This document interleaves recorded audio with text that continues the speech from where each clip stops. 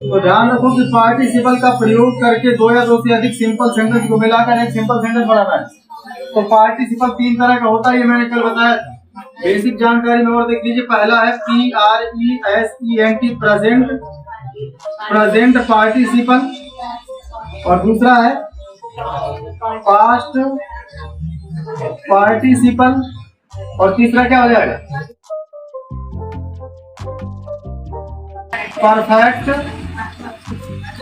Perfect participle. अब present participle क्या होता है? तो प्रेजेंट पार्टिसिपल का मतलब बाबू वर्ब की फर्स्ट फॉर्म में आईएनजी लगाने से प्रेजेंट पार्टिसिपल का निर्माण होता है, बशर्ते इसकी हिंदी क्या हो जाती है? इसकी हिंदी हो जाती है हुए। इसको बिफोर भी कहते हैं, लेकिन बिफोर एक चीज का और बनता है। जैसे ये पास्ट पार्टिसिपल है तो पास्ट पार्टिसिपल वर्ब के थर्ड फॉर्म को पास्ट पार्टिसिपल ही बोलते हैं। और ये परफेक्ट पार्टिसिपल जो है ये दो तरह से निर्मित होता है। कैसे? अगर ये एक्टिव वॉइस में बनेगा, अगर एक्टिव वॉइस में बनता है हैविंग प्लस V3 के साथ, काहे में? एक्टिव वॉइस में। और अगर ये पैसिव वॉइस में बनेगा तो पैसिव वॉइस में बनेगा ये हैविंग के बाद बीन प्लस में क्या आएगा?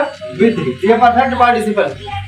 आप सिर्फ इतना जान लीजिए कि जो है प्रेजेंट पार्टिसिपल और पास्ट पार्टिसिपल, परफेक्ट पार्टिसिपल, इसमें अंतर क्या है कि जो प्रेजेंट पार्टिसिपल है ये वर्ब की फर्स्ट फॉर्म में एनी जोड़ने से बनता है, और परफेक्ट पार्टिसिपल वर्ब का थर्ड फॉर्म ही होता है, पास्ट पार्टिसिपल सॉरी। और जो परफेक्ट पार्टिसिपल है ये दो तरीके से बनता है। एक बनता है एक्टिव वॉइस में तो हैविंग प्लस बीन के साथ, हैविंग प्लस V3 के साथ बनता है। और पैसिव वॉइस में बनेगा तो वो having plus been plus V3 के साथ बनेगा। अब ध्यान रखने वाली बात यह है कि दो या दो से अधिक सिंपल सेंटेंस को मिलाकर जब एक सिंपल सेंटेंस बनाएंगे तो पहले किसका प्रयोग करना है? प्रेजेंट पार्टिसिपल का। और प्रेजेंट पार्टिसिपल में दो चीजें बताई हमने कि एक जो है वर्ब की फर्स्ट फॉर्म में आईएनजी लगाने से प्रेजेंट पार्टिसिपल बनता है। एक चीज और ध्यान देना कि वर्ब की फर्स्ट फॉर्म में आईएनजी लगाने से बाबू जिरंड भी बनता है। क्या बनता है? जिरंड। तो कैसे पता करें कि जिरंड है कि पार्टिसिपल है? अगर जिरंड होगा तो इसका हिंदी अर्थ क्या हो जाएगा? ना होगा लास्ट में। कैसे? जैसे एक एग्जाम्पल लिखा मैंने, एग्जाम्पल लिखा, एग्जाम्पल यह है, यहाँ पे लिख दिया हमने वॉकिंग। तो वॉकिंग में क्या है? V1 प्लस में आईएनजी है कि नहीं? तो हो गया ना बिफोर ये। तो वॉकिंग के बाद लिखा इज, यहाँ लिखा गुड, फिर लिख दिया हमने फॉर और SEALTH। Walking is good for है। तो वॉकिंग क्या है? यहाँ पे सब्जेक्ट, लेकिन ये है क्या? V4 क्या बन गया? अभी जिरंड बन गया है। क्यों? क्योंकि इसकी हिंदी पता क्या आएगी? हिंदी आएगी ना। देखो टहलना स्वास्थ्य के लिए अच्छा है, तो यहाँ पे जब ना वर्ड आए तो ये क्या कहलाएगा? जिरंड। और अगर ये जो है पार्टिसिपल होगा तो हिंदी क्या होगी? हुए। जैसे एग्जाम्पल इसका भी देखिए, हमने कहा कि आई सा RUNNING, आई सा running horse in the forest. तो देखो आई सा मैंने देखा और रनिंग हॉर्स दौड़ते हुए किसके? घोड़े को, इन द फॉरेस्ट जंगल में। तो यहाँ पर भी V1 प्लस में क्या है? आईएनजी। तो V1 प्लस आईएनजी यहाँ पे क्या हो रहा है? प्रेजेंट पार्टिसिपल, क्योंकि हिंदी अर्थ में क्या रहा है? हुए। और जहाँ V1 प्लस आईएनजी का अर्थ ना हो जाए तो क्या कहलाएगा? जिरंड कहलाएगा। अब ध्यान दो कि प्रेजेंट पार्टिसिपल का प्रयोग करके दो या दो से अधिक सिंपल सेंटेंस को बनाने का जो रूल होगा, देखो अगर वैसे किताबों में देखोगे तो इसका कोई रूल नहीं है, पर मैं कोशिश कर रहा हूँ बताने की। पहला क्या है? जो पहला रूल ये है, रूल नंबर 1, रूल ये है कि जो तुम्हारा फर्स्ट सेंटेंस हो, फर्स्ट सेंटेंस का आपका जो सब्जेक्ट हो, देखो ऐसे समझो, जो फर्स्ट सेंटेंस का सब्जेक्ट हो और जो सेकंड वाले सेंटेंस का सब्जेक्ट हो। आप ध्यान से समझिएगा इसको। फर्स्ट सेंटेंस का सब्जेक्ट और सेकंड सेंटेंस का सब्जेक्ट, ये इक्वल का मतलब क्या है? बराबर हो।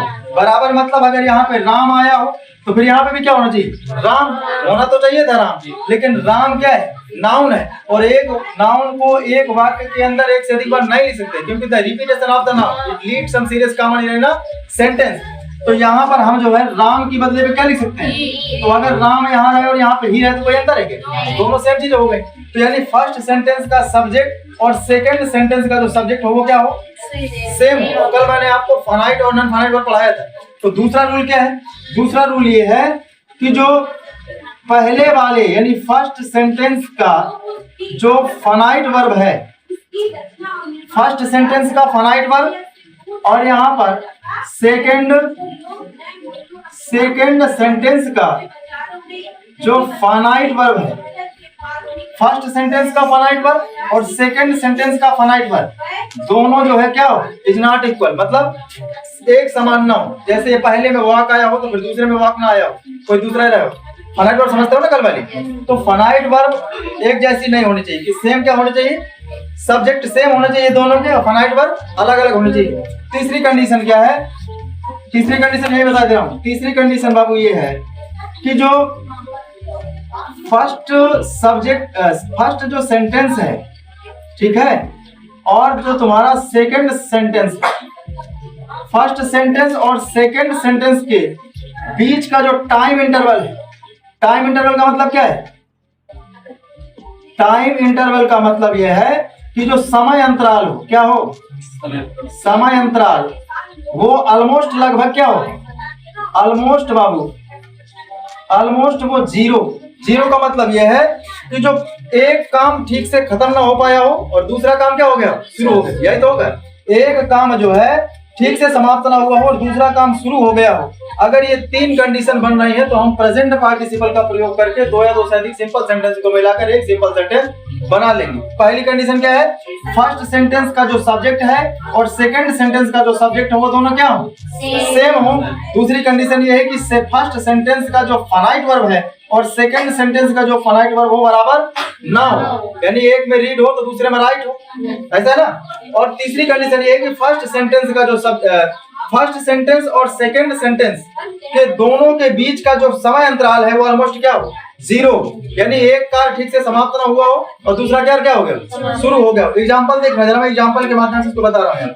जैसे हम एक एग्जांपल लिखे यहाँ पर कि एग्जांपल कुछ लेते हैं, जैसे मैंने लिखा the PEOPLE, the people saw the flames, the people saw the flames,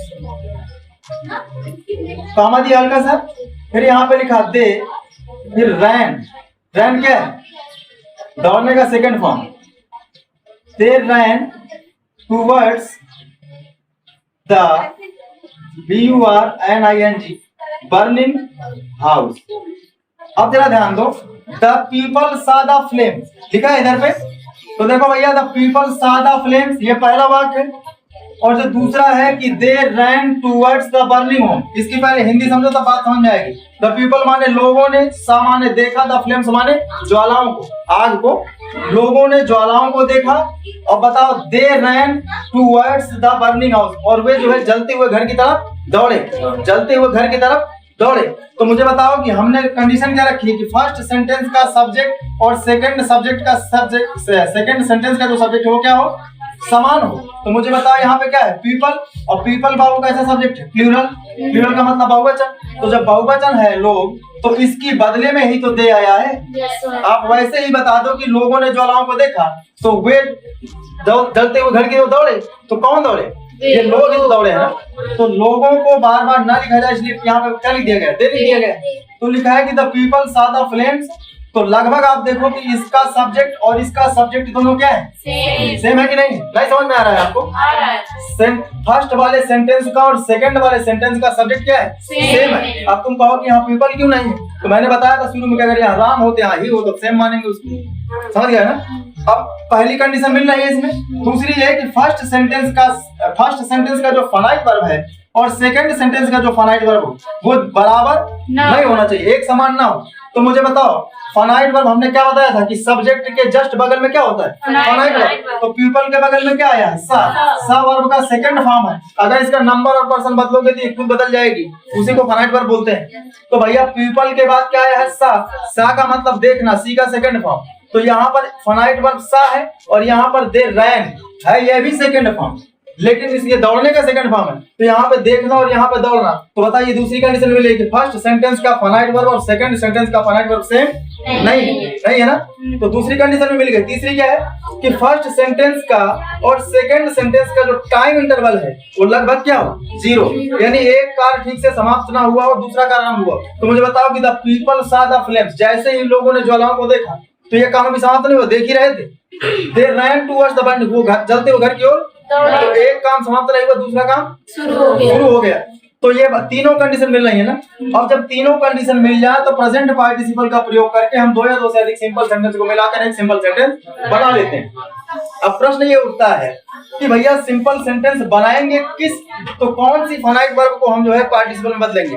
तो भैया एक चीज ध्यान रखना, कि ऐसे आप याद रखिएगा, जिस वाक्य की फाइनाइट वर्ब से कार्य पहले हुआ उसी वर्ब के फाइनाइट वर्ब को आपको क्या बना देना है, पार्टिसिपल। और पार्टिसिपल बनाएंगे तो वर्ब की फर्स्ट फॉर्म में क्या लग जाएगा, आईएनजी। तो मुझे बताइए इसका, जब तक अगर आपने ज्वालाओं को ना देखा होता तो आप क्यों दौड़ते।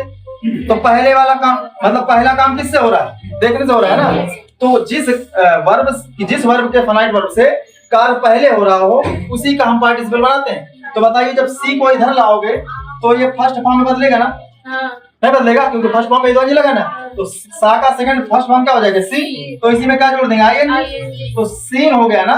सीन के बाद ये क्या लिखा था, flame, seeing the flames, FLAMES, seeing the flames. अब ध्यान दो, सीइंग द फ्लेम्स, ज्वालाओं को देखते हुए। अब यहाँ पर एक बार जब तक नाउन का प्रयोग ना हो जाए तब तक आपको प्रोनाउन नहीं लिखना है। तो मुझे बताओ यहाँ पे लिखना तो चाहिए थे, लेकिन हमने नाउन एक भी यार लिखा नहीं, तो अभी क्या लिख देंगे, पीपल। तो seeing the flames, the PEOPLE, तो सीइंग द फ्लेम्स। देखो इसका फर्स्ट बोलिए हमने फाइनाइट वर्ब, इसमें एनजी जोड़ दिया, पार्टिसिपल बन गया। इसके आगे वाला जो लिखा था हमने वही लिख दिया था, फ्लेम्स। फिर इसका नाम लिख दिया, पीपल, हो गया। तो seeing the flames, the people. अब यहाँ पे क्या लिखा है, रैन, RAN, rain towards the burning house. ये भैया सिंपल सेंटेंस बन गया। किसके समझ में नहीं आया, करना क्या है कि जो भैया दोनों फर्स्ट सेंटेंस के और सेकंड सेंटेंस का सब्जेक्ट जब समान हो, दोनों के फाइनाइट वर्ब अलग अलग हो और दोनों में टाइम इंटरवल क्या हो, ऑलमोस्ट 0 हो, तो उस सेंटेंस के फाइनाइट वर्ब को पार्टिसिपल बनाते हैं जिस वर्ब से कार्य पहले हुआ हो। तो जब लोगों ने ज्वालाओं को देखा तभी वो भागे थे। तो यहाँ पर जो सा है उसको हम फर्स्ट फॉर्म में बदल देंगे, तो सीन हो गया। सीन के बाद जो उसमें आया था हमने उसी को लिख दिया यहाँ पर, इसका बनाया पार्टिसिपल। तो सीन का क्या लिख दिया, फ्लेम्स। इसके बाद नाउन को एक बार प्रयोग करेंगे तो जो यहाँ पे आया था उसी को लिखेंगे, तब पीपल। इसके बाद इसको लिखा ना जाए क्योंकि एक ही सब्जेक्ट होना चाहिए, तो यहाँ पे लिख दिया पीपल, फिर रैन टुवर्ड्स द बर्निंग हाउस। इसकी हिंदी क्या हो गई कि सीइंग द फ्लेम्स, ज्वालाओं को देखते हुए, द पीपल, लोग, रैन, दौड़े, टुवर्ड्स द बर्निंग हाउस, जलते हुए घर की तरफ दौड़े। तो उसकी भी हिंदी ये थी और इसकी भी हिंदी ये है, पर वो दो थे अधिक सेंटेंस थे, ये एक सिंपल सेंटेंस बन गया है।